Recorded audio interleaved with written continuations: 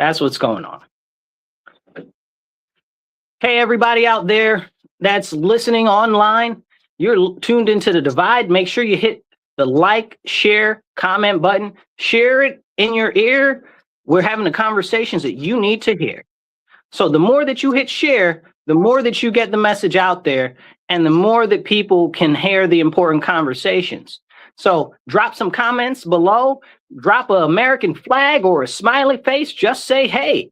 All right, we're going to get back into the show real quick and make sure that you tell everyone you know. Let's hop into it. So we were talking about the Olympics and how these people do not really care for what's going on as far as our preservation of the representation of the United States of America, right? So it's understandable that some people aren't happy with things going on in our country.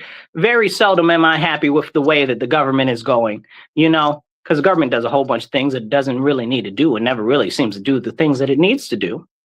Sometimes we get lucky and sometimes it does. But really the problem is Congress, all four, was it 451 of them? All of them, most of them, almost all of them, not the best in the world. We did not send our best to Congress, not the best and brightest. But the fact of the matter there is there's very limited ability for different people on different levels of government to control everything in scope that we see as issues. And one of the things that we see happening all too often is when it comes to the president, no matter who the president is, whether it's Biden, Obama, whether it's Trump, we see a lot of people putting a lot of onus on the president that the president can't control. And really, those issues are Congress. So one of the big examples I can give you of something going on right now is the SAVE Act, right? So I'm very much in favor of voter ID. I always have been, and I've always preached about voter ID to all of you guys. But now we've got the SAVE Act. It just passed the House. Fantastic. Thank God for the SAVE Act passing the House. But now it's in the Senate and it's basically stalled. They don't have enough votes to actually get it passed. So I don't know what we're going to do. You know, why do you have all of these Democrats voting against voter ID? And if you listen to them discuss the SAVE Act, their whole conversation about the SAVE Act is, oh, it makes it difficult for minorities to vote. Minorities don't have IDs. What? What nonsense is that? You know, you look at places like New York State. What is an ID? $15? You know, most people, almost everybody that I know has an ID unless they've lost their ID recently. So what audacity and gall do you have getting on the TV saying, oh, black people aren't bright enough or don't have enough money to go and actually get an ID? So see, these are the first parts of the conversation that put us on a bad footing. Hey, I see you out there. I'll pop your comment up. If you guys drop a comment, I'll pop you on the screen. Somebody just said, hey, good to see you. So here's what we've got going on. They're telling us as black people and as other groups of minority, but they single out black people and they say that, oh, it's going to make it more difficult for black people to vote. Every black person I know has an ID. So what do you mean? Then they'll say, oh, well, what if somebody doesn't have their birth certificate? What if somebody doesn't have their marriage certificate? What if somebody doesn't have this? What if somebody doesn't have that? Okay, that is a fair question, right? So also, again, I'm a big anti-consolidation of government type of person. All of these years, I've been fighting the Real ID, which used to be the National ID Card Act, okay? Go look that up. That came in right around the same time that we had, what was it called? Came in right around the same time that we had the Patriot Act, which repealed the Patriot Act, you guys. So, but the Real ID Act came in around the same time the Patriot Act came in. They said that the Real ID Act was unconstitutional because essentially what it did was it created a federal level network and database of all of the citizens. And that's unconstitutional. That's not supposed to happen. So they tried to rigmarole that, twist it around, change it around, and they concocted it into the Real ID. So the Real ID essentially is, it's a database of everybody. And to get a Real ID, you have to have your birth certificate. You have to show your social security information. You have to have multiple forms of ID to get a Real ID. Okay. That's how the real ID works. Also, it's very similar to the enhanced ID if you have that where you live. Okay. So when we're having this conversation about voter ID and people needing their papers, where were these people that are so concerned about people's ability to go vote when it came to the real ID? Nobody had anything to say when they were forcing the real ID down our throat. Now we've got people that if you want to go take a plane, a train, a bus, you need a real ID. That's ridiculous to me. And I'm not with it. I'm not with it at all. But the fact of the matter is that's where we are. That's what's come up, because these same people that are so mad about the SAVE Act requiring proof of citizenship are the same ones that didn't do anything to stop the real ID that requires proof of citizenship. Why can't we have these real conversations? Like, don't play in my face. You know, these people are taking a piss and telling us it's raining. Oh, they care so much about people's ability to vote because some people can't prove that they're a citizen. You can't prove that you're a citizen? That's a problem. I think we got more issues than just voter ID if people can't prove that they're citizens. You know, this is a very serious problem. And they'll say, oh, well, what about the women? Well, the women can't possibly get out to vote because they've got married and now their last name is different than what it was on their birth certificate. What are they playing at with pushing these types of faulty narratives? And don't get it twisted. There are issues with the SAVE Act. I believe that it is one step to federalization of elections. Okay. And I'm not very fond of that. So we need to very much so be cognizant of that. But let's point this out. If that being a real issue that it is, the push for federalization of the elections, that's not come out of one Democrat's mouth. That's not one issue that any of them have talked about. And I've been very concerned about that for some time. But we can't talk about that. But they'd like to tell you that, oh, women can't prove that they're citizens. What? And then they'll tell you something crazy like, oh, well, the women are no longer going to be able to vote because this is the Republicans pushing headship. Are you serious? So if you guys aren't familiar, real quick, hit the like button, hit the share button, drop a comment. Everything helps kick the algorithm to get it out to more people. And be part of the conversation. We'll pop your statement up on screen, even if it's just a hi or a thumbs up. So let's talk about headship for 2 seconds, right? When we're talking about the voter ID. Okay, headship is the concept that the man is the head of the household, right? And when they cultivate that narrative, they're trying to say, oh, well, the man will be the only one that has the ability to vote. The woman will no longer be able to vote. That's not true. That's not true. Nowhere is that in this legislation. That's not in the legislation. There's nothing taking away women's ability to get out there and go vote, even if they have a husband. That's not a thing. But this is what they keep and continue to try to push. Like, women are these weak, foo-foo people that are not some of the strongest members of our society, you know?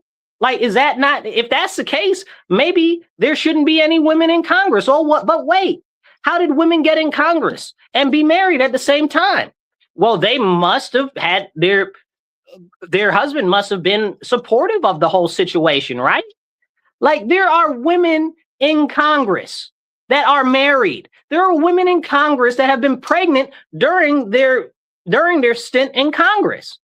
Like, are we serious here? Like, what are we talking about? Oh, well, they're going to make it headship so only men that are the head of household can vote. Okay, so, well, okay, I hear you. But that also means that the women that are head of household, okay, like single women or women that are the head of their household with child or whatever the case is, that don't have a husband, that means that they'll still be able to vote, right? Okay, so let's get back to the married women not being able to vote. What is the likelihood of that happening? Under what circumstances would this bill do that? No, it wouldn't.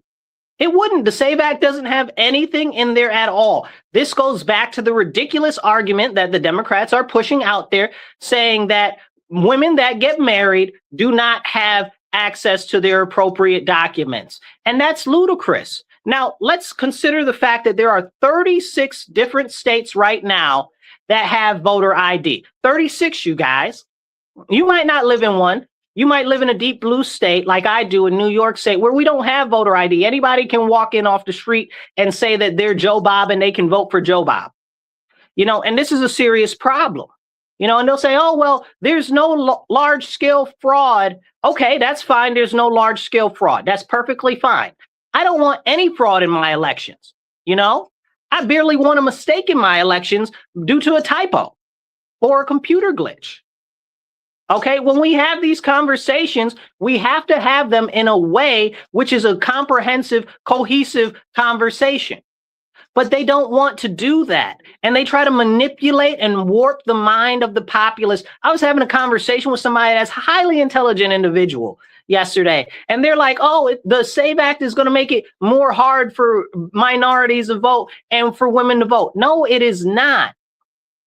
Now, are there some issues that might make it a little more difficult for people to get out and vote?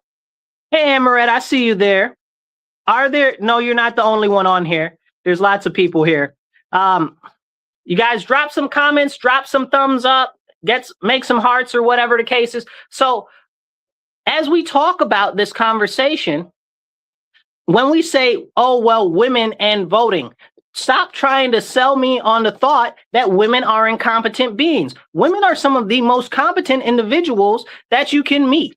You understand what I'm saying? Especially when it comes to record keeping and certain types of document housing and stuff like that. That's why traditionally the woman kept the records for the household when it comes to finance. So you mean to tell me that in our nation that is a history of what we have, that women aren't able to keep track of their IDs? Make that make sense to me. I need some help understanding that. Like, this is the problem. Like, stop selling me that women are inept. Stop selling me that minorities are inept. None of this is true. How can you perpetrate this false narrative because you don't want voter ID? Why don't you want voter ID? Again, 36 states have it. Now let's look and analyze what happens in those 36 states. Mexico has voter ID. Okay, if Mexico has voter ID, how come we can't have voter ID? Almost every other country has voter ID. How come the United States of America can't have voter ID? And how come the Democrats are against it when we've got about 86% of the population in our nation? These are CNN's numbers. 86% of the population in the nation want voter ID. 76% of Democrats support voter ID. This is the reporting from CNN. Now, CNN is known to be a considerably more liberal, more Democrat, more leftist-leaning organization. Can we have that conversation? These are the numbers from them.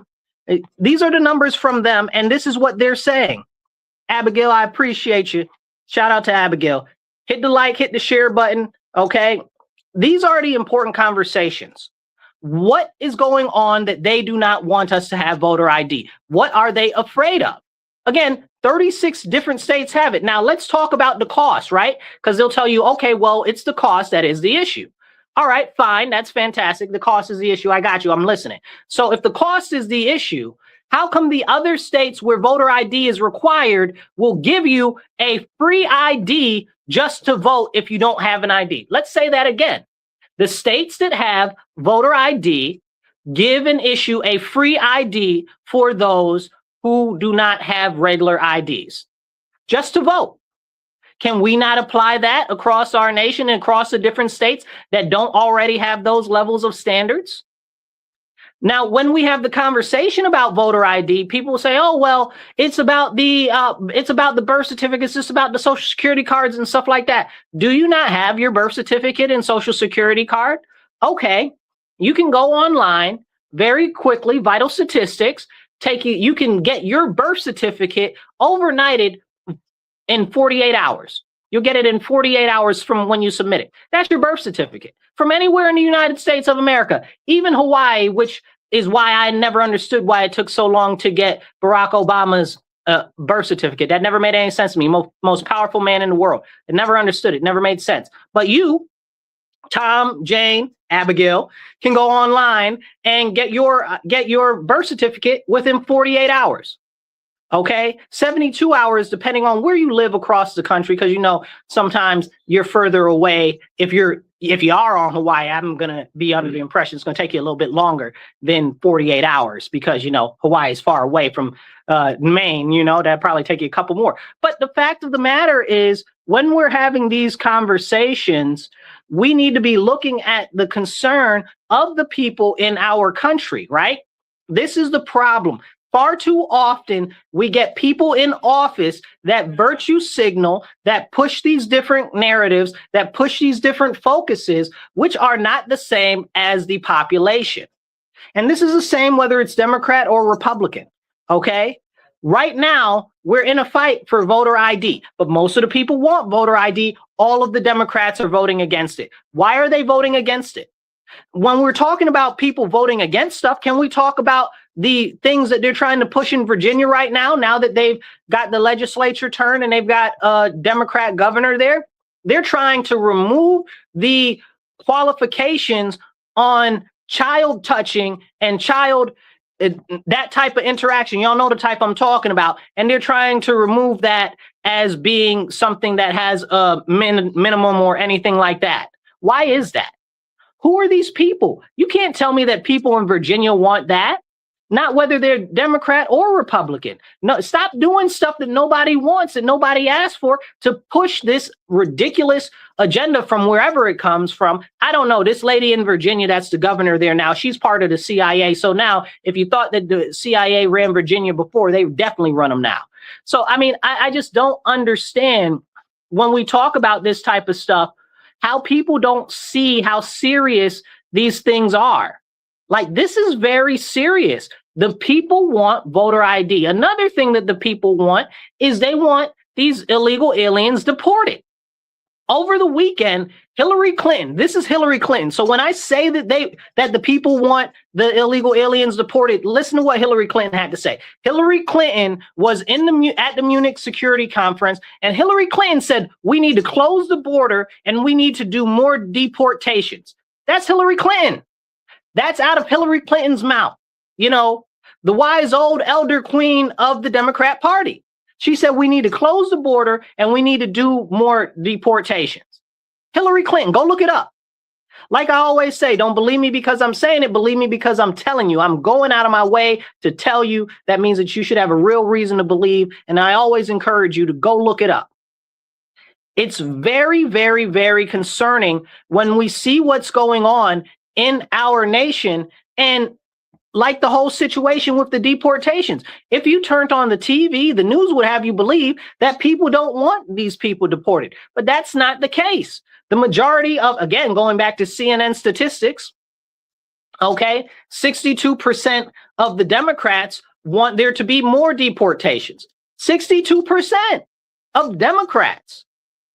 And it's like something like 82, is somewhere between 76 and 82. Don't quote me on that one.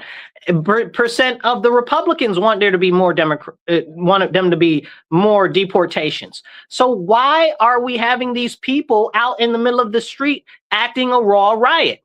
We haven't deported as many people as we did under Obama. We haven't deported as many people as we did under Bush. I think we might be just getting towards that level. Okay, but we haven't deported as many people as Clinton, her husband. But this is what's going on. Why can't we have these conversations? We need to be having the conversations that are important to our citizens, because it's very clear that our elected officials do not care. Our elected officials are not prioritizing our best interests, the things that we want done, and they're more than happy to push their own agendas. Whether that's for some money to go into their back pockets or their cousins' pockets, whether it's some corporate donor, whether it's international or foreign interests, they continue to act against the will of the people. And we have to ask ourselves, well, why is that? And that gets back to the reason why we need small government. The federal government has continued to sap away the power from the people. The state government has continued to sap away the power from the people. And I live in New York State, so every other week I see the state assembly and state senate putting forth some type of law to take more rights, liberties, and freedoms away from our people. I see our Governor Kathy, now she's talking about, oh, well, you can't have 50 cal munitions because those might be able to stop vehicles. 50 caliber munitions might be able to stop vehicles? In the history of the state of New York, how has that been an issue? Show it to me on paper. Show it to me in numbers. Show it to me in the warped statistics that you always try to present to us. People having 50 caliber weapons has never been an issue in New York State.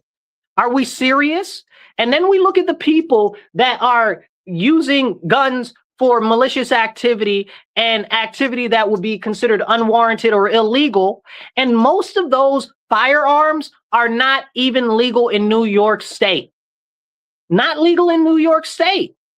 So what are we doing? Clearly, we are pushing in the wrong legislation, the wrong laws, because what the government wants to do is empower itself and disempower you. And this is the continued pattern for as long as government has been government.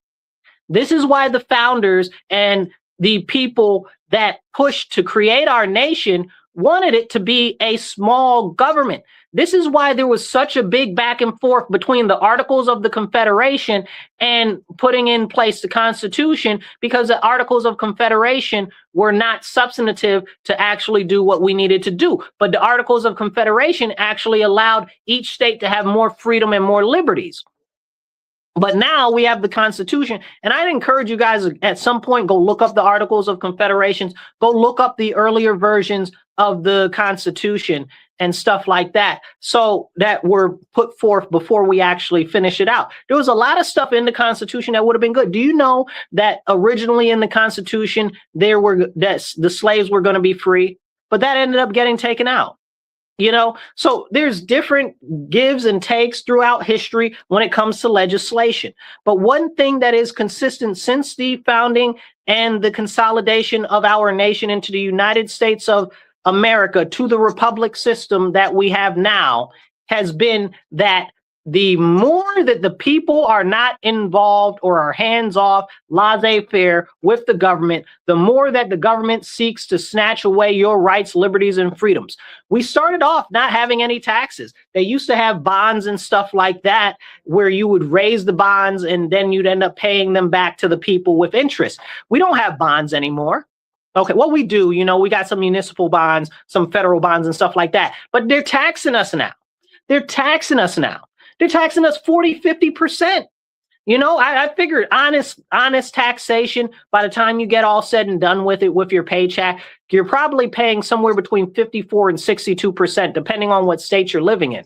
Because you go out, you buy gas, gas is taxed. You go out, you buy food, food is taxed. You go out, you buy clothes, clothes are taxed. You go out, you buy water, the water is taxed. You know, tax this, tax that, tax.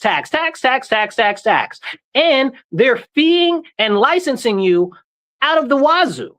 There's a fee and a licensing thing for everything now.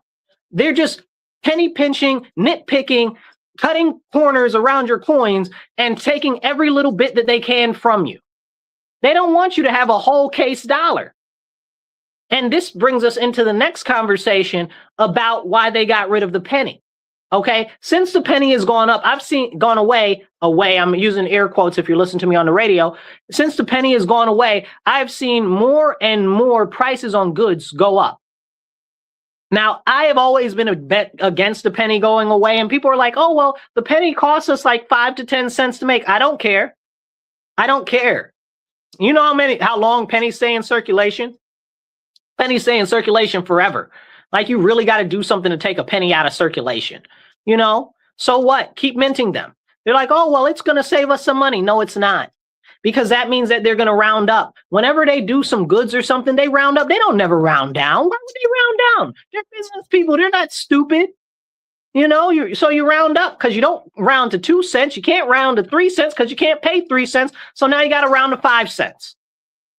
So these are the conversations that need to be had. So now the only way to pay in pennies is if you're using something digital, is if you're using a credit or debit card, is if you're using some sort of digital dollar system. Real quick, you guys, I want to make sure that I do this shout out. Thank you guys. You are listening to WRFZ 106.3 FM, Rochester Free Radio. This is The Divide with Marcus C. Williams. We are here in your ear having the conversations you need to hear. We are here every Monday, 2:30 to 4 p.m. And if you guys would like to donate to the station, we're working on raising some money for the station. You can go to patreon.com and go to Rochester Free Radio, donate. We're working to raise some funds to keep the station open and keep the station going. So support the show. And if you're online, there's different ways that you can help right there on the sides or down below, depending on your shape. Make sure that you are subscribing and following, because all of that helps the algorithm. Now, as we have these important conversations, nobody really wants to have these conversations. Somebody said, what's this? This looks like a good one. Who's this? It says, Joshua Watchit. Okay, says they never should have even told us about the ending of Making the Penny. Nobody would have even noticed for years. LOL. That's funny because it's kind of true. Nobody would have really noticed that they were getting rid of the penny for years because, again, pennies stay in circulation forever. The problem is that the mint takes them out of circulation. So because they want to keep a certain amount in the actual money system. That's how they know what is basically collateralized or uncollateralized when it comes to actual money. So when we have those types of conversations, you got to understand, money machine go burr, y'all. Money machine go burr. And that's why I don't like Jerome Powell too very much. And I don't like the Federal Reserve and the Fed, y'all. So as we have this conversation in relation to the Federal Reserve, what the Federal Reserve does is essentially it takes the money from the Treasury, our actual money, you guys, and then loans it back to us. How does that work? They take the money from the Treasury, loan it back to us as the American people. They make a profit and it makes our money worth less.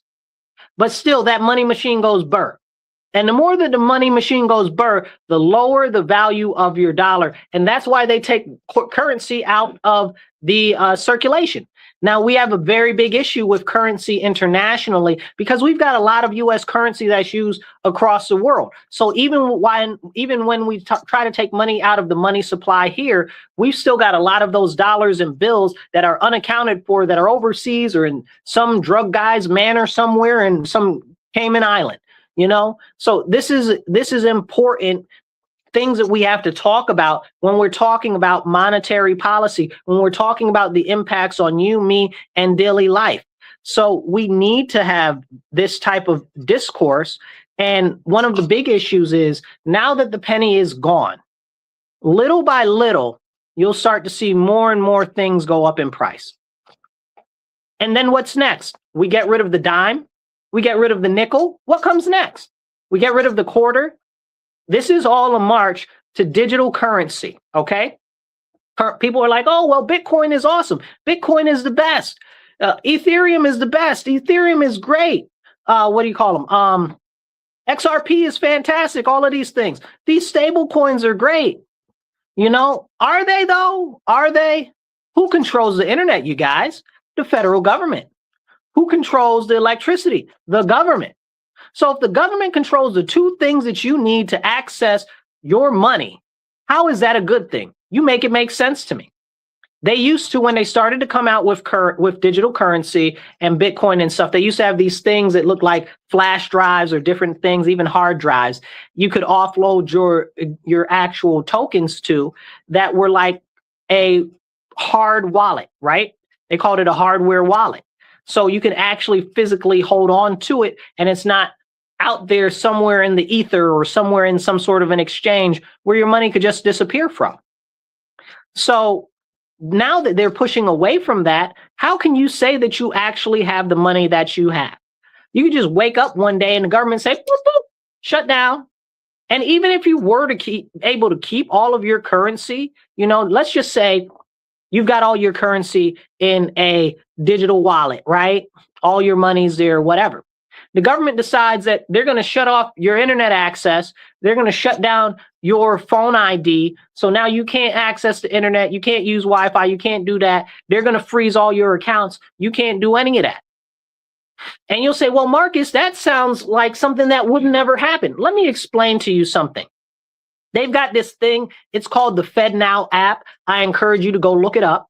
Okay. And the FedNow app essentially is a intermediary, call it a middleman, okay, between you doing any type of digital transaction or credit card, debit card transaction, your bank, and whoever you're trying to give the money to.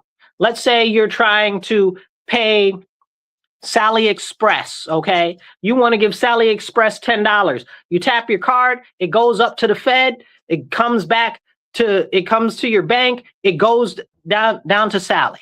Why is the federal government in between your money and who you're trying to give your money to? Why is the federal government tracking all of your payments? And I encourage you, go look up the FedNow app. This is what they put in place while people have been asleep. Okay, they're trying to push this digital currency, which is coming up. We're very close to it right now, you guys. And I want you guys to remember that we're very close. And people are like, oh, well, it's okay. It's fine. You know, I was just watching. I want to say it was Guinea. It might have been Guyana. Don't quote me on that one, but go look that up. Okay, now they're starting to push out digital IDs, digital wallets, and digital IDs. It's all going to be tied to your phone. You won't have to worry anymore. Okay, we're bringing the country to the future. You know who just did that? Vietnam. I believe, was it Thailand was the other country right there? One of the other countries right by Vietnam. But Vietnam closed like something like almost 40 million people's accounts. Go look it up for the exact number, but it's like 40 million people. Okay, and then it's like their next door neighbor. I want to say it's Thailand, but I can't remember for sure. And they closed a whole bunch of people's accounts, millions, because they did not want to go into the digital wallet, digital currency type of angle. They didn't want any of that. It's a very, very serious thing. So this is a problem.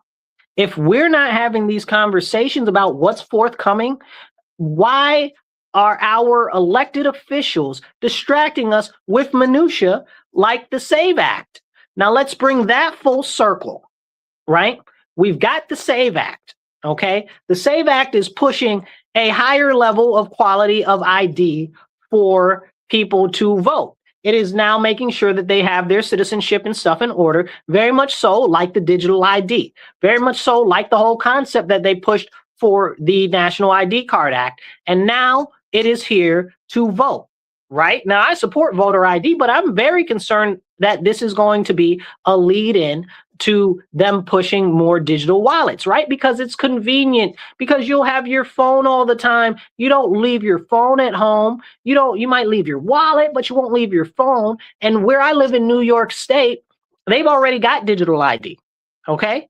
They started it by pushing it during COVID, right? So they said, oh, if you don't have your Vax Pass, now you got to do a digital Vax Pass. And if you don't have one, you can't go to the gym, you can't go eat, you can't go into stores and stuff like that. So that was just one push in a step to get you used to being compliant with the government, showing your papers, please, just like the Nazis, just like the fascists, okay, papers, please. But nobody stood up to any of that. The Democrats, the same people right now who are giving you holy heaven, okay, not holy heaven, you know the other place, but they're giving you all types of problems about the SAVE Act and the ID were the same ones that pushed all of this nonsense during COVID. They pushed digital Vax passes during COVID, and none of them said anything. They were calling in on their neighbors to report during Thanksgiving that their neighbor had more than 2 people at their house for Thanksgiving. And now these are the people that are telling us what should be done and what shouldn't be done about voter ID. How dare they? The audacity, the caucasity of the whole situation, mostly because it's white liberals, okay? More specifically than just white liberals, mostly white liberal women. And this has been a continued issue over and over and over again. These people that claim to be our saviors never speak up on the real issues. And then when they find something that they can nandy-pandy about or something that they can use to lift up themselves and make them feel good about, they say, oh, let me jump onto that cause. We saw it with Ukraine. We saw it with alphabetism. We saw it with Palestine. We saw it with Mexico. We saw it with all of these other things. There were these crazy people out here waving all of these flags for everything else except the United States of America. Their priority is everybody else except the United States of America. I watched a video yesterday. It was this guy was doing interviews, and he interviewed these young ladies, and he said, "Okay, what's the best country in the world?" And they said, "Oh, well, it's Mexico." Now these people are in America, and they said, "Oh, Mexico is the best country in the world." So the guy asked them, he said, "Well, why are you in America if that's the best country?" They said, "Oh, well, America has better opportunities and this and that and the third and da da da da da da da." But you just said Mexico was the best country, so why aren't you there? And they're like, well, I don't know. And this is the problem, because we got so many people that hate on our nation so hard, okay? And that is the problem. You're hating our country, but you're in our country. Please go. Please go. Nobody's holding you hostage here. And for all of the foreigners that came here that don't like it here, please go. All of the foreigners that are here that want to recreate us in some other foreign image, whether it's the foreign Islam or whether it's the Communist Manifesto or whether it's whatever, please go. If you don't like the way our country is so bad, go. If you don't like our traditions and our history so bad, go. Stop trying to change our nation into the image of something else that is not representative of our nation. And this is what we see happen far too often. We get all of these people that are like, "Oh, well, I don't like America," or whatever, going back to the people at the Winter Olympics. "Oh, well, I'm not happy with what's going on in America." No, shut your mouth.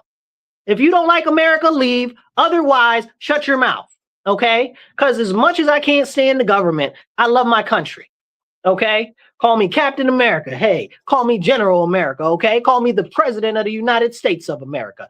But the fact of the matter is I love my country. And while I don't like my government, it doesn't mean that I think that everybody should be going around bad-mouthing my country. There's a lot of things that I don't like in going on here.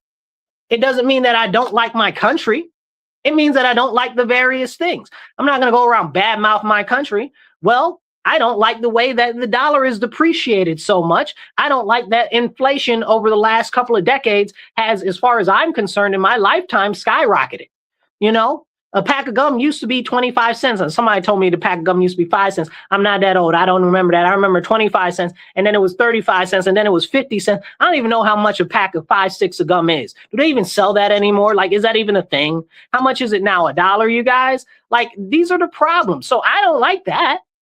That's an issue for me, but I'm not going to be like, I don't like America because this is an issue here in our country. What? That's crazy. That's absolutely crazy. And anybody that goes on and about like that are problems. Hit the like button, hit the share button. It doesn't cost you nothing, okay? Share it out there and share this message and get more people to follow. Hit the like button, hit the subscribe button, and drop a comment. You drop a comment, I'll pop you up on the screen and try to make you part of the conversation. So as we have these conversations and we're talking about why these people are out here acting all crazy and talking all types of trash about our nation, we have to say, okay, well, you don't like our nation so much. Well, what are you doing to improve it? Just talking trash about our country. You're not helping. You're hurting. Why are you trying to hurt our country? Like you live here. Like you're trying to make it bad for all of us, make it worse. Why would you do that? What benefit is it to you? Oh, well, I got to speak my mind freely and stick one to the U.S. Really? Everybody in the U.S.? Did we do something to you? I don't know you from a can of paint. Okay, why are you picking at my country? Go pick at China. Okay, China's over there murdering Christians. China's over there using sexual assault as a tool of subjugation. Like, are you serious? Like, go speak out about that. Like, these are things that we know. They're murdering and raping Christians in Nigeria and in Northern Africa. Can we talk about that? Like, what are you comparing? Where is the contrast, right?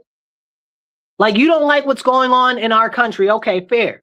But there is real deal stuff going on in other countries.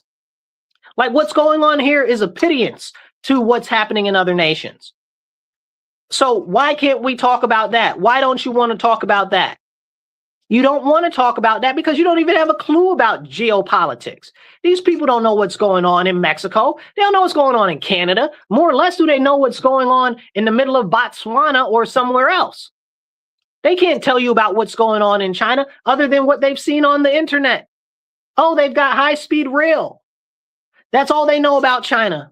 Oh, look at the mega cities that they have. It's so nice. Not knowing that the majority of China's population is extremely rural, and many have to eat bugs just to survive. Can we talk about that? No, you don't want to talk about that. You just want to harsh on America. Now, if they got up there and started talking trash about other countries, I wouldn't be feeling some type of way, you know? But you talking trash about our country, our nation. Don't do that. If we got an issue internally in our house, let's keep it inside our house. Okay, let's do that. Don't take it outside for everybody else. You know, and that's the big issue that we have right now. These crazy people are the ones that are the loudest. So they're getting the most popularity and circulation, both by the left and by the right, because they're out here acting crazy. You know, on the left, they're circulating these people because they want people to act crazy. On the right, they're circulating these people because they're showing you, hey, look, they're acting crazy. These people are crazy. Okay, but the whole time, what's happening is it's inspiring more people to act crazy and do more damage to our society and to our nation. So what is the benefit? We got these people out there fighting ICE. Okay, fighting ICE. Why? Why are you fighting ICE? Because you don't want them to deport people who are here illegally? But more than that they don't want them to deport people that are sex offenders or child molesters, okay, or human traffickers. There are a lot of these people that they're going after. I saw a video the other day. Okay, it was this clearly gay dude. The guy was gay, right? Like he was queer as a $3 bill, okay?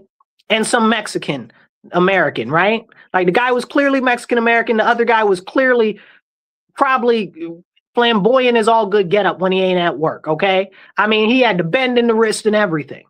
Okay, so I saw the video and the guy's like, listen, don't you understand that this is important? We're trying to do our job. We're trying to catch this predator, this sex offender, this child sex offender. Like what? And the lady's like, you're just snatching people off the street and this, that, and the third. He's like, how would you even know? How would you even know? You don't know what we're doing. You don't know who we're going after. And that's a very, very good point. How do they even know? They don't know. They're just doing this in virtue signaling because it makes them feel good, because somebody has cultivated a narrative out there and put it in their head that this is something that is righteous. And it's not righteous at all. It's deprecative. It's hurting our nation. It's making us less safe.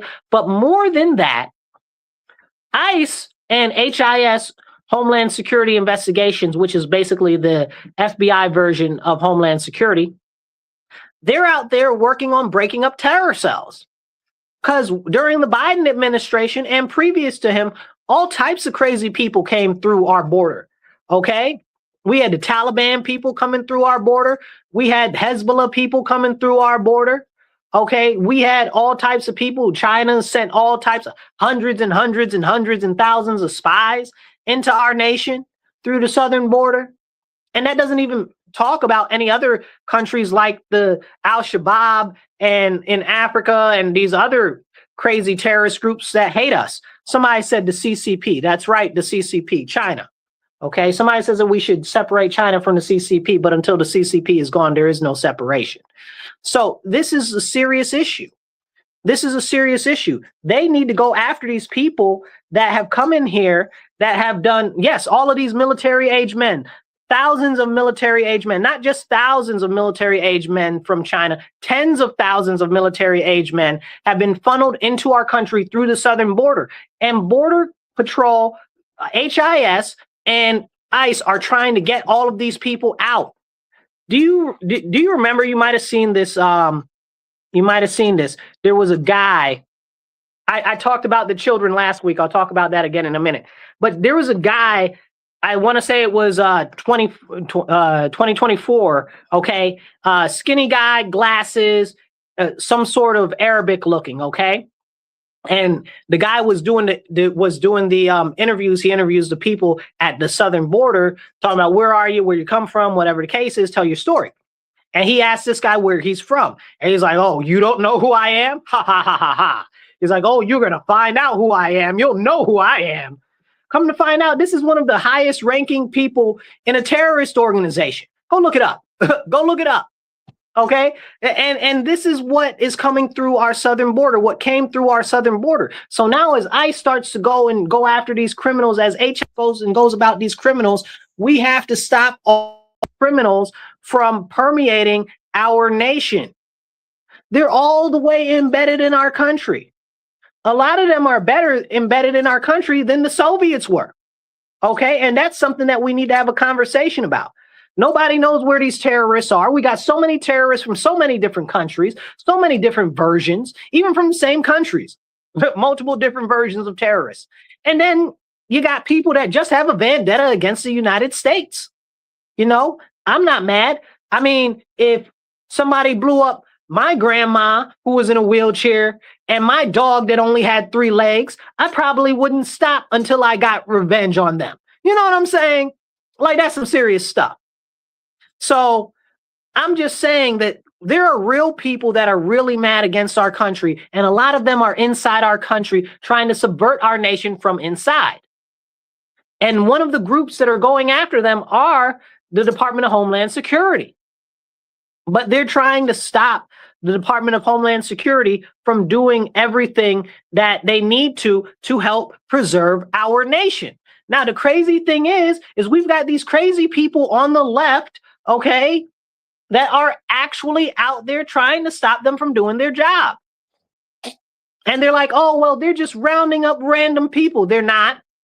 These are people with deportation orders. These are people that have already been convicted of other more serious crimes inside the United States. And let me be very honest, if you guys are just tuning in for the first time, I'm a deport all of them type of a person. Deport all of them, deport them harder. If you ask me, the Department of Homeland Security, they're not deporting enough of them. They're not deporting them fast enough. They're not deporting them hard enough. Okay, I want it harder, faster, stronger. I want all of that. All of that. I want them gone.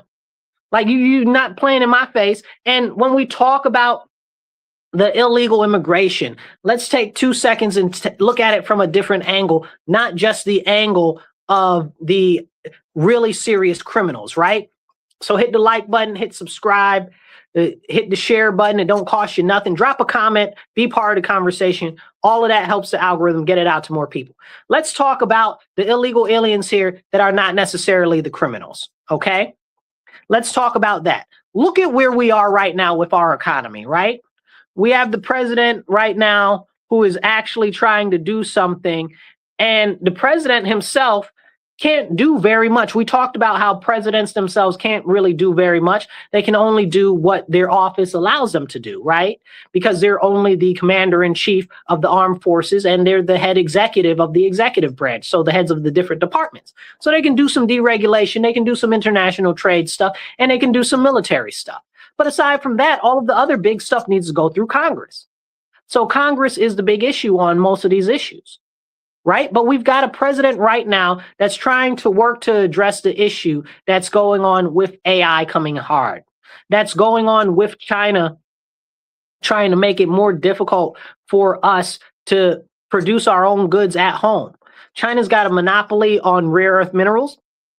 President Trump is trying to address that with the critical minerals surplus that he's trying to build. He's trying to address the wealth of our nation and our children with the Trump accounts for the babies, $1,000 credited to an investment account for the children. Okay, for each children that's born between last year and I want to say it's 2028. Don't count me on that last one on the close of that year, but double check that. And he's trying to do that. He's trying to look to see if we can start a sovereign wealth fund. He's trying to do that. So all of these different things the president is trying to do and trying to get off the ground to secure our wealth for the future. Now, some people hate this man so bad, it don't matter. He can save the world tomorrow. It wouldn't matter. Okay. How many wars did he end so far that he claims? 10, 11, 12, 15. I don't even know. I've lost count. Dozens. dozens, and that's for real. You know, that's not, and that's not something to be taken lightly. Like countries that have been fighting for decades, that he's worked stuff out, you know? But aside from that, let's focus back on the homeland. Right now, what we're seeing is him doing everything that he can to shore up us as American citizens, because what's coming is dreadfully serious. We look at what's going on with the economy right now, right? We've got more and more investment. I think we're up to $17 trillion of foreign investment coming in, pouring into our nation. A lot of money, a lot of money, more than ever before. And that's fantastic. Building more manufacturing hubs, building more of the different power plants, building more of the different data centers and stuff like that. I figure data centers will go away in a few years anyway, because everything will be micro size so far down that you won't really need data centers on that scale. But in the meantime, you'll need them to build it up. But those will go flop eventually. But the fact of the matter is, right now, we're preparing for massive automation. A lot of these companies and stuff like that, Tesla says that the Tesla bots are going to be out by the end of this year. Okay, and they're 30,000 a pop. I think he said 35,000. And that's good, because that's less than it costs somebody to pay a salary for an average entry-level employee. And the robots can do most of their jobs pretty well. Okay, they got full opposable thumbs and all of that, and they can move and they can walk, and they're humanoid and stuff like that. And that's not just Tesla. There's about a dozen other fully autonomous AI companies that are out there, some better than others. Not a big fan of Atlas. Atlas is actually a Hyundai company. I didn't even realize that. So that's kind of interesting. They're from Boston Dynamics. They do a lot of those things that you've seen on the internet for years. And now they're doing they do the dogs too. And it's all largely military applications for them. But as the technology that they do slims down, I'm sure that they'll be releasing a commercial and a residential version too, just like Tesla is doing. And those aren't the only two companies. There's about 4 or 5 other ones, like IO and a couple of other ones. So, and they're very far advanced in this thing. So these machines will be doing everything. I was watching CES the other day, the Consumer Electronics Show. They've got these ones that are supposed to be doing nursing care and stuff like that. There go all the nurse jobs. So us not having these important conversations is doing our nation a disservice. So what's coming up is a massive push to automation. And if we have a massive push to automation, it's going to happen like that, okay, like a snap. It's not going to take a long time. It's going to take a couple months to a year or two for a lot of jobs to go swoop, gone. So we're going to need different things like social services, temporary assistance, and other programs like that that are considered entitlement programs to offset the job losses. Okay, well, I know a lot of people are against those types of programs and stuff like that for one reason or another. But the fact of the matter is if you lose 10 million people in the workforce in like less than a year, you're going to need to give them 10 million people some type of situation to stave themselves off so that they don't end up in the most austere of conditions, so they don't act a crazy fool, you know, because when people get really desperate, they do really crazy things. 10 million really desperate people is a lot of people. That's a problem. That's a serious problem. So, and that's just me being lowballing, right? I know it'll be more than 10 million people. The estimate right now is about 30 million people. And I still think that that might be a little bit low. Jobs just taken in the next 5 years by AI and machinery. So can we have that conversation? What happens when that happens? And these Democrats and the left are like, oh, well, they're here to pick cotton and pick apples and pick cherries and all types of. No, they're not. No, they're not. Most of the people that came in this country are not here to do any of those type of jobs. Stop playing with me. Stop pissing in my face and telling me it's raining, you know? And this is what's going on. They're trying to tell you and convince you that something that is happening is not happening. Something that's not happening is happening. Okay? So now, if you look at the jobs that they're saying that these people have, all of these farming jobs. Do you guys follow agriculture at all? Have you seen these new machines that they've been putting out over the last couple of years? You don't need no people for no farms. You need like 2-3 people for a farm now. Okay? And as the technology grows and grows and grows, Two things are going to happen to farms. One, smaller farmers are going to continue to be pushed out as we see massive, large corporations and massive multi-billionaires buying up all the farmland. They're going to continue to be pushed out. So they're not going to need a job. They're not going to have a job. And all of these people with all these money, the corporation and the billionaires, can just buy machines. So you explain to me where those so-called field workers that you got are going to work at. But then you look at the other jobs and the other positions that they have of all of these people that came into the country. Most of them aren't highly skilled. Most of them barely speak the language. What jobs are they going to get? Basic menial tasks that basically anybody could be taught. Okay, manufacturing jobs, simple manufacturing. Okay, food plants, stuff like that. McDonald's, what do you call it? Taco Bell, places like that where the tasks are repetitive and very simple and very easy. So now you're going to have the people, our citizens that need jobs, especially if you look at the educational system right now. A lot of people that have graduated with various degrees can't even get degrees in their field. It used to be something like 86% of people who get a degree never get a job in that field. I bet you it's like 99% now. Something crazy like that, because it was 86 back when I was little. So I have no clue what it is now, but I'm sure it's skyrocketed. And this is a serious issue. So if you're competing with illegal aliens for basic entry-level jobs, and then all of those jobs go away because of machines, now you're going to have to compete with them for social services. Okay? And that's a conversation that nobody's out here trying to have.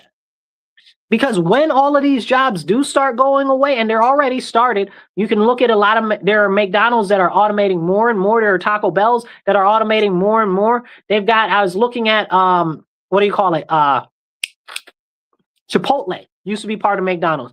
McDonald's used to own Chipotle, if you didn't know. They spun that off. They shouldn't have done that. That was a dumb idea. But anyway, when Chipotle is working on some automation right now, and Chipotle said they're not worried about their numbers because their average customer makes more than $100,000 a year.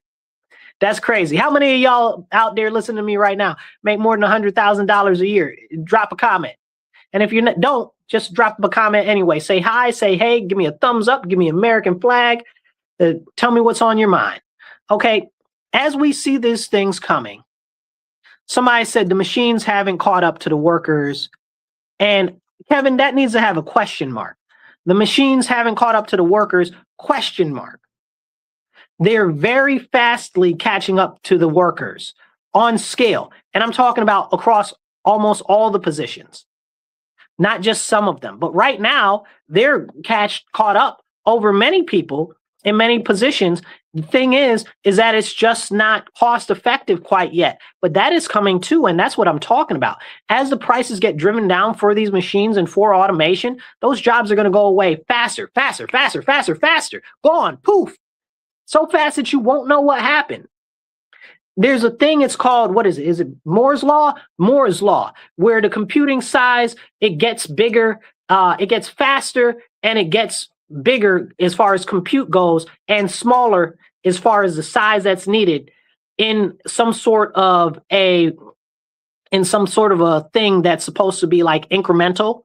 But our advancement of technology has gone so far that we've now surpassed Moore's Law. You understand what I'm saying? So we're making these things and we're advancing so fast that it's beyond what you could even fathom. And when stuff that you can't fathom starts to come in to being affordable, that's when we really start to see a difference. You know, somebody was explaining to me the other day, they said, you know, if you were born right around the Civil War, you could have seen the Civil War, seen the first radio, seen the first man in flight, and seen the first moon landing and first color TV in your lifetime. And I had to sit with that for a second. And that really made me go like, wow, such a short amount of time, less than 100 years, so much accomplishment happened. And when we as America think of things like that, we're like, oh, that was ages ago. No, flight is like 2 generations ago, as we know it now, you know, Wright brothers. Flight is like 1 generation, 2 generations ago. and they were like, yeah, and they could have been alive during the Civil War and then seen World War One and World War Two with airplanes, and they had cannons back then. So they went from cannons to seeing airplanes and tanks and artillery. Like, that's crazy. So, but during my lifetime, during the last couple of years and stuff like that, we haven't seen that level of advancement. And you have to ask yourself why. And there's always the jokes about, oh, well, if somebody invents a car that runs on water, well, the government or the oil companies will put them to bed, And that's true. We've got a ton of patents in the government. I think we're over tens of thousands that are redacted in the interests of national security, or in national security also is about national industry. If it would collapse one of our industrial markets, they file that type of stuff away too. So this is the reason why we don't know what else is out there, like the fact that Kodak had plasma energy back in the 60s. Kodak had plasma energy back in the 60s. We still don't have plasma energy. What are you talking about? Why can't I power my house with plasma energy? They were powering whole factories with plasma energy.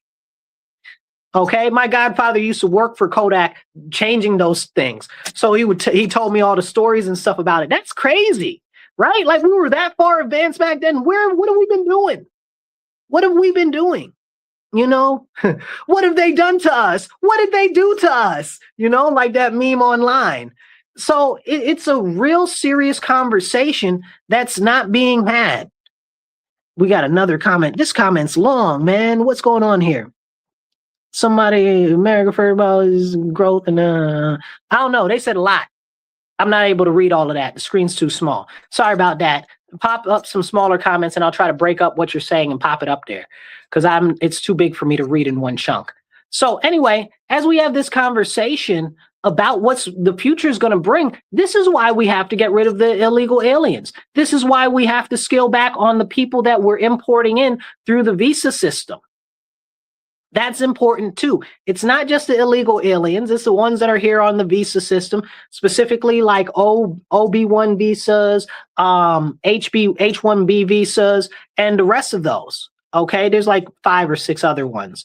Okay, we need to slim back the number of people that we're bringing in here. I just saw an article about the U of R. Now, I live in Rochester. The U of R is one of the most prestigious colleges outside of being Ivy League, right? And that's for real. But they just said that, the U of R is having a serious decline in revenue and in enrollment because Trump's scaled back some of the visas. So now they're having a hard time meeting enrollment and meeting their budgetary requirements. Well, why is your school cost so much? Our U of R costs way too much for college. Way too much. I live here. Costs way too much. I guess they say that they give us discounts if we live here, but it still costs way too much, But the fact that they're relying on foreigners to come here, go to school, and then go back home is insane. Why are we letting all of these foreigners come here, get educated, and then leave? Who's stupid? I don't even know what you call that, right? Like, they call it a brain drain when smart people from one country move and go to another country. What is it called when you train the people to be smart and then they go back to their own country? That's not serving us as a country, So we've got that as an issue for these educational visas. We've got the H1B visas where they're supposed to be doing highly technical jobs and they're not. That's its whole own issue. But let's just say that they were. Okay, we've got those visas. So now we've got the people taking out the jobs that are lower, upper level type of jobs. White collar jobs that could actually provide people that are American citizens a better way forward in life. Social mobility. But they don't want you to have social mobility. That's why they're importing all of these foreigners here. That's the whole point, because they can pay them less and they could also help you not rise at the same time. So it serves the government and it serves the corporations both at the same time. And that's a serious conversation. So the American people, we're getting sandwiched from both sides. I should do like this. We're getting sandwiched from both sides. From the bottom, we're getting sandwiched out by the illegal aliens. Okay. And from the top, we're getting sandwiched out from the H-1B visas and the technical visas and stuff like that. Because if they're all over here, and Trump even said this, and it made me very upset. He was like, "Oh, we need to let in more foreigners because we need them for our labor force because our people can't do the jobs." Well, why can't our people do the jobs, Trump? That sounds like something that you need to address. That sounds like a you problem. These foreigners don't sound like a me problem. My problem is that you need to work on what's going on in our country and how we're doing stuff so our people can actually get these jobs, not bring foreigners over here, because once they come over here, a lot of them won't want to go. These aren't the people that are coming over here to go to school. 86% of the people that get a bachelor's degree that are foreign go back to their home country. Let me say that again. 86% of people on a visa here to go to school to get a bachelor's degree go back to their country of origin. Okay? But the people that we're bringing over here on H-1B visas don't want to leave. Now, those are two different conversations, but also I'm using that to highlight the point that these people don't want to leave because now they're able to send money back to their countries and their family and have a better quality of life than they would in their own country. Why would they want to leave? I wouldn't want to leave. Why are we allowing that and creating a situation where they wouldn't? You know, see, this is a concept and the type of long-term planning that is not happening. That is not going on. I was watching this, I think it was it not the Department of Energy, the Department of Labor. It was the Department of Labor. I was watching the Department of Labor. They said that they need, I think something like 100,000 welders and what was the other thing? Electricians. They need 100,000 welders and electricians in the next 5 years. 100,000 welders and electricians in the next 5 years? Y'all better hop on that. I need to see all of the welding and electric programs going on. Where are all of those? Those need to be coming out of the woodwork. Department of Labor. Okay, where is all of that? SBA, where is all of that? Okay. And speaking of the SBA, they just passed a new rule where they won't give any SBA loans or grants or stuff to companies that have foreign people on their board or were part of a foreign company in the last 6 months or anything like that. And I said, woohoo, about time. That should have already been a thing. I don't know why it wasn't a thing. They make you fill that information out when you apply for the SBA, but why wouldn't that be a thing? Why are you giving our stuff to foreigners? What are you doing? And then people in America, you might have often heard people in America decry that all of these foreigners come over here and they get more benefits and options to succeed than the American people. And it's true. It's a very, very, very true statement. But people don't talk about it. So when you hear somebody, all they're doing is saying, oh, well, you know, these poor foreigners, these poor illegal aliens, you know, why? What? Poor them, poor us. Look at our veterans out on the street. Look at the people with mental health issues out on the street. Don't have a proper amount of care. Okay, look at all the people that are struggling for food, the housing insecure, the food insecure people. Look at all the people that are working under, what do you call them? Jobs that are under their capacity, right? Like there are a lot of people that are underemployed, right? There's people that have got master's degrees working at Starbucks, crying at Starbucks, talking about they want to unionize because they're not getting paid enough. But you got a master's degree, you ain't got no business working at Starbucks. What are you crying about? See, and that is the problem with the school system, the way that it has happened. They've done all of these things and all of these jobs and stuff like that, and people can't even get jobs. People can't get jobs for the degrees that they got. So a lot of people are underemployed. Why aren't we addressing these issues? Why is there no program to address those that are underemployed and get them into different fields? You know, we can get the data, we can get the information. Why aren't we seeking those people out? I don't know, just a thought and a solution. We should do that. SBA, okay, Department of Labor, if you're listening, okay, White House, whoever's listening, you know, tag some people. But this is important. This is very, very important. Because what we're seeing right now, and I'm going to tie it all back together, what we're seeing now is the limitation of the freedom of mobility of people, not just socially, but economically as well as physically in many cases. In New York State, we just started a new law where they make it more difficult for you to, or I should say, they make it more simple for them to take your ID away. So, I mean, not your ID, but your driver's license, and suspend your driver's license. That just started today. So what are we really doing? These are the conversations we need to have. If you live in a blue state or a major metropolitan area, especially in a blue state, you might see that they're starting to peel back lanes. A 4-lane highway or a 4-lane throughway might have been cut down to 2 lanes. They might be putting all these crazy roundabouts in your area. If you live in the New York City itself proper, you've got congestion pricing to keep you out of certain neighborhoods. So all of this is limitation of freedom of mobility. They're trying to box us into certain little areas and essentially make open air prisons where they can control every aspect of our life. And I've laid that out for you on this episode today. We've talked about all of the things that are impending that are all coming to a head all at one time. And at the end of the day, what we're going to see is 15-minute cities. And I encourage you guys to go look those up. Okay? Because it's too much what's going on all at one time. So when people say, oh, it's the Democrats, oh, it's the Republicans. No, it's all of them. What they say is 2 wings, 1 bird. And while I got some time left, I want to talk about the Republican Party today. Now, I am a dyed-in-the-wool Republican, as Frederick Douglass said, and I would never want to be anything but a member of the Party of Freedom. Now, let me tell you about the Republican Party, but let's start with the Democrat Party.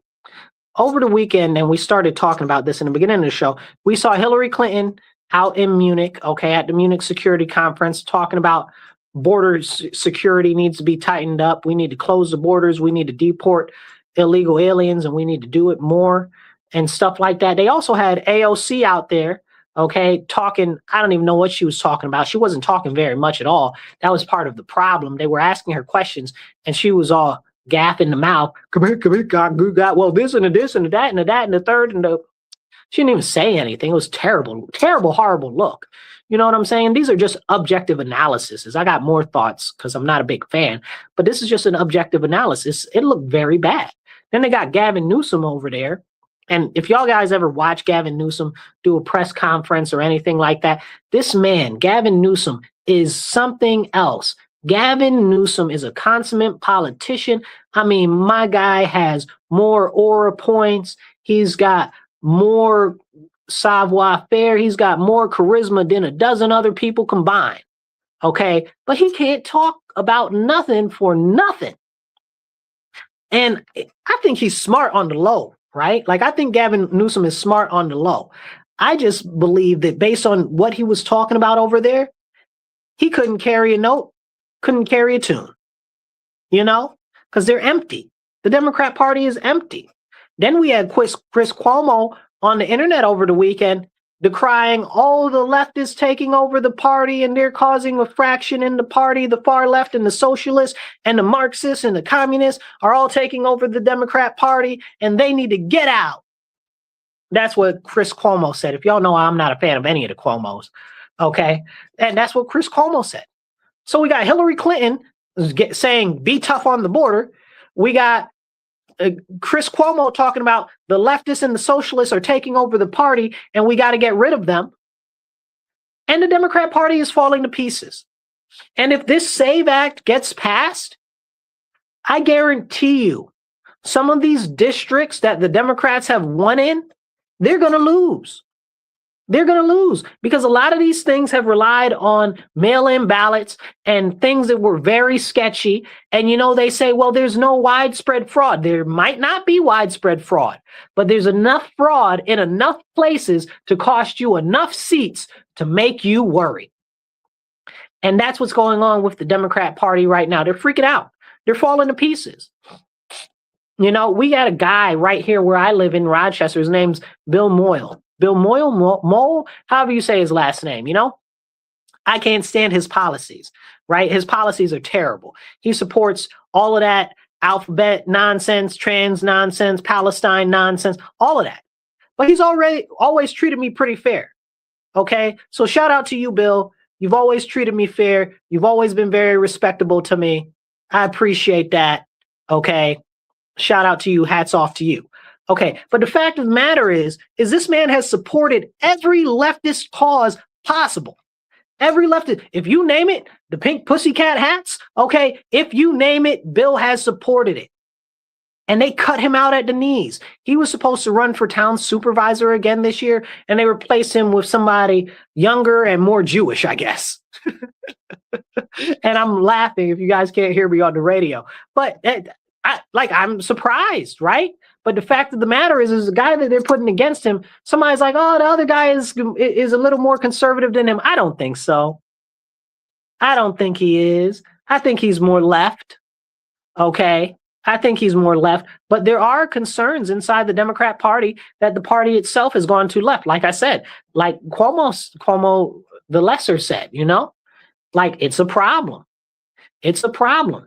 And what we're seeing now is we're seeing like the sinking ship that the Democrat platform and the Democrat Party is. We're seeing the rats escape the ship and try to jump on to the Republican bandwagon and try to be like, oh, well, we're Republicans now. No, you're not. Stay where you are or be independent. You are not Republican. You don't got a conservative bone in your body. I do not want you here. Okay. You do not need to be here. You ain't got no business over here. And anybody that's a real Republican or a real conservative needs to be calling out these new people coming over here. I call them the light right. LITE, the light right. That's what these Democrats that are coming over to the Republican Party are.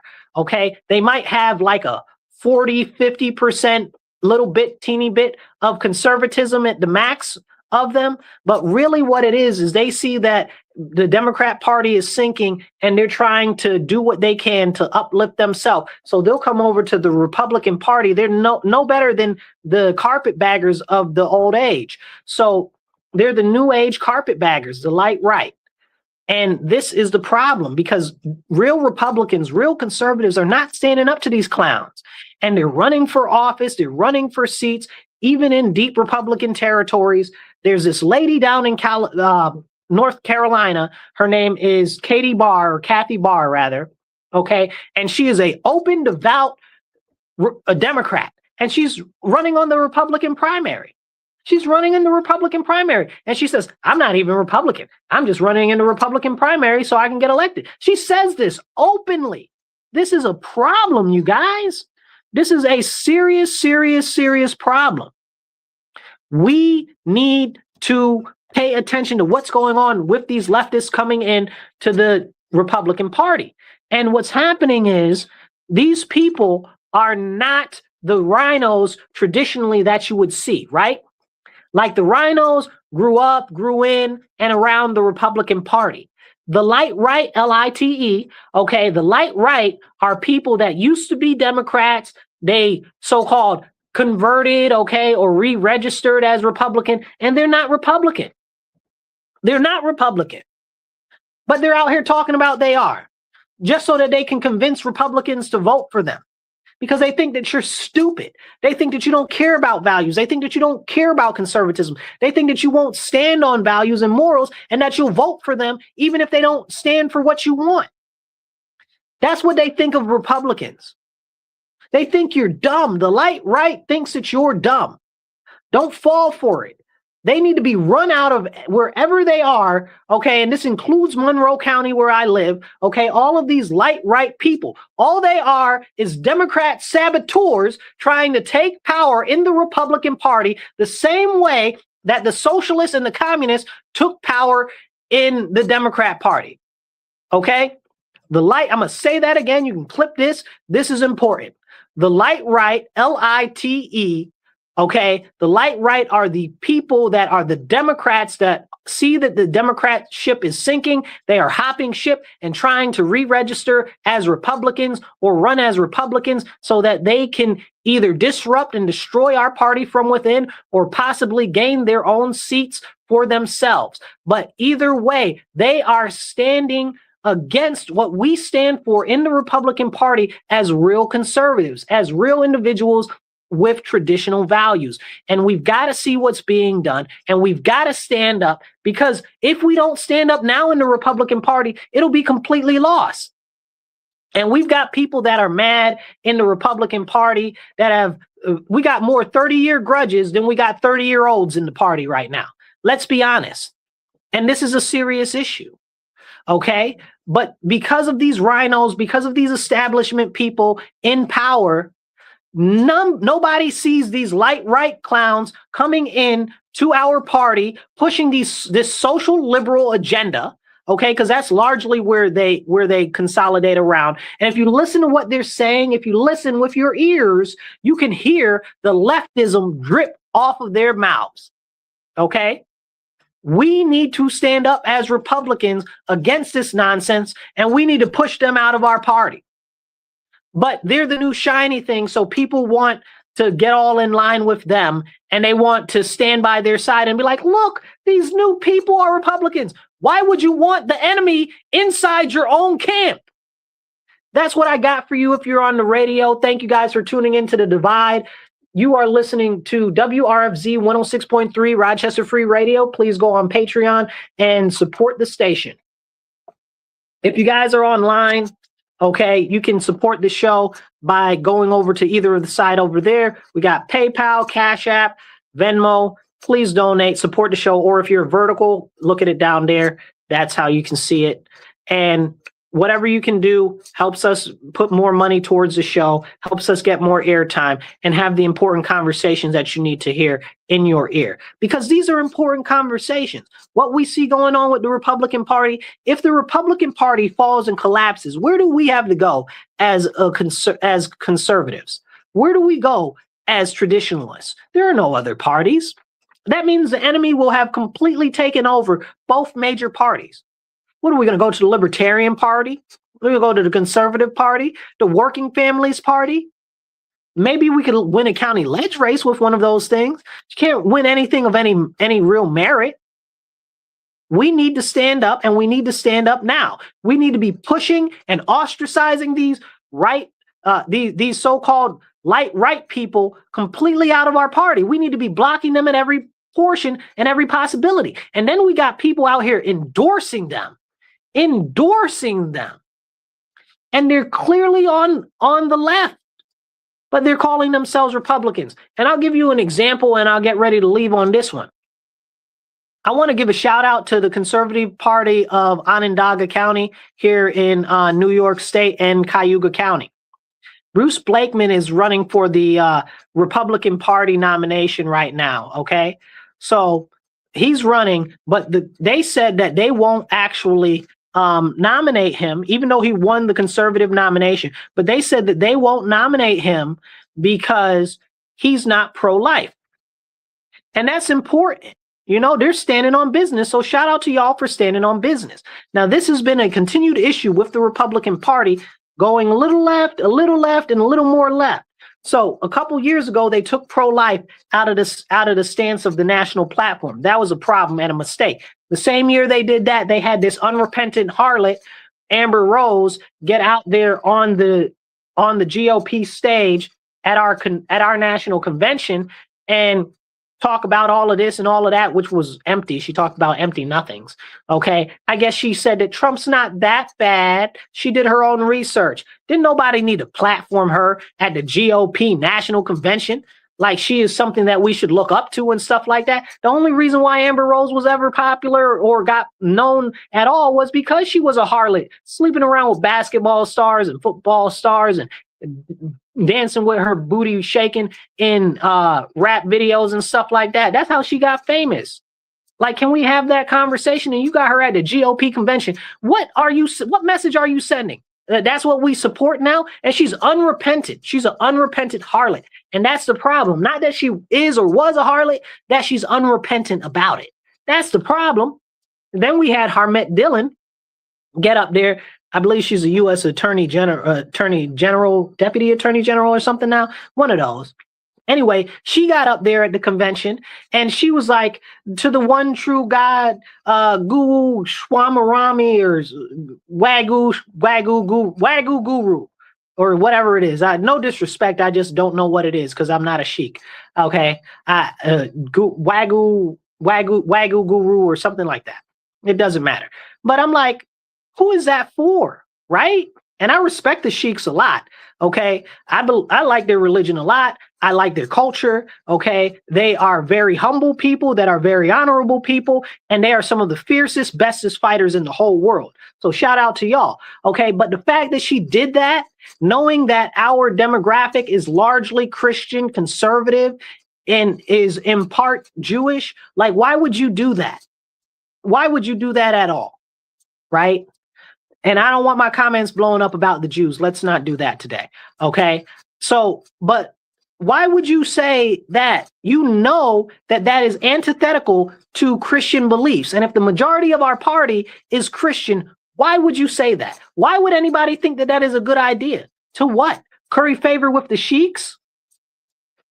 That was a big deal to them. Yes, maybe a little bit. I'm sure, because they feel like their religion is getting platformed. But to be honest, there aren't a lot of them to give us any votes to put our message forward.